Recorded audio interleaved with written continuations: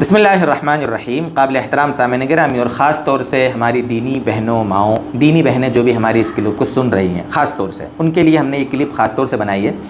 اللہ کا نظام ان کے ساتھ لگا ہوا ہے، عورتوں کے ساتھ، خواتین کے ساتھ، دینی بہنوں کے ساتھ، کہ ہر مہینے وہ ناپاکی کے دنوں سے گزرتی ہیں۔ عام اگر وہ تندرست عورت ہیں تو ہر مہینے کے اس میں یہ ناپاکی آتی ہے۔ یہ اللہ کا نظام ہے، اللہ کی اس میں بہت سی مصلحتیں ہیں۔ بہرحال یہ ایک مستقل ٹاپک ہے، سمجھنے کی چیزیں۔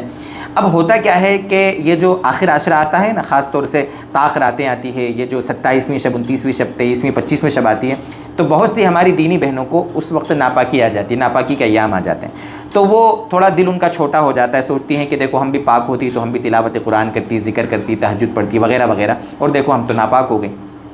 اور اسی وجہ سے بہت سی عورتیں تو کیا کرتی ہیں کہ وہ ناپاکی نہ آئے، یعنی ان کو حیض نہ آئے، ناپاکی نہ آئے، MC نہ آئے، اس کی گولیاں بھی کھا لیتی ہیں، اور گولیاں کھا کر MC کو آگے بڑھوا لیتی ہیں کہ ان راتوں کے ہمیں عبادت کا موقع آ جاوے گا اور ہمارا روزہ کہیں چھوٹے نہیں وغیرہ وغیرہ۔ تو میں ایک مشورہ دوں گا، یہ ڈاکٹری مشورہ ہے، ڈاکٹروں سے میں نے ڈسکس کی تھی، ان کا کہنا ہے کہ اس طریقے سے گولیاں کھا کے MC کو بند کرنا اور آگے بڑھا دینا، اس سے ہمارے نظام جو حیض ہے، ہمارا MC جو ہے، یہ منتھلی سرکولیشن ہے، اس میں خرابی آ جاتی ہے، اس سے ہمارے جسم کو نقصان ہوگا، ہماری ہیلتھ بگڑ جائے گی، ہماری صحت کو، ہمارے سواستھ کو اس سے نقصان پڑتا ہے، اثر پڑتا ہے۔ اس لیے ایسا نہ کریں، حیض بند کرنے کی گولیاں نہ کھائیں۔ جب اللہ نے ایک نظام بنایا ہے، ٹھیک ہے، سخت مجبوری کے مسائل الگ ہوتے ہیں، لیکن یہاں تو کوئی مجبوری بھی نہیں ہے۔ جب اللہ نے معاف کیا ہے تو کیا دقت ہے ہمیں زبردستی یہ گولیاں کھانے کی؟ اس لیے گولیاں نہ کھائیں، یہ مشورہ ہے۔ لیکن اگر کوئی کھا بھی لے گی اور اس کا حیض بند ہو گیا تو وہ پاک سمجھی جائے گی، لیکن گولیاں نہیں کھانا چاہیے۔ پہلا مشورہ تو یہ۔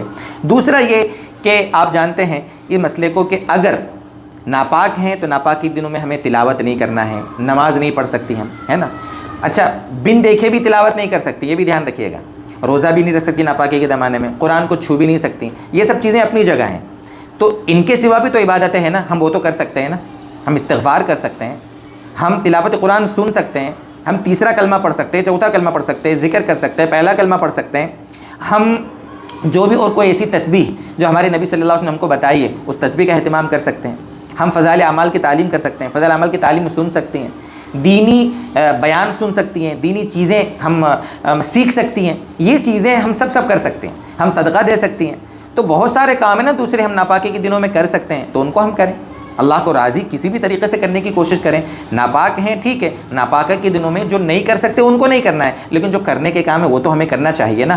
تو بہرحال یہ باتیں تھیں جو مناسب سمجھا کہ ہماری جو دینی بہنیں جو ناپاکی کے دنوں سے ان دنوں میں اگر گزریں تو انہیں کیا کرنا چاہیے، کیسے انہیں عبادت کرنی چاہیے۔ اس لائن سے تھوڑا سا سمجھا کہ ضروری تھی یہ بات میں وضاحت کر دو آپ کے سامنے۔ اللہ کرے کہ یہ بات ہماری سمجھ میں آئے اور اللہ تعالیٰ جو بات بتائی گئی ہے اس پر ہمیں عمل کی توفیق عطا فرمائے۔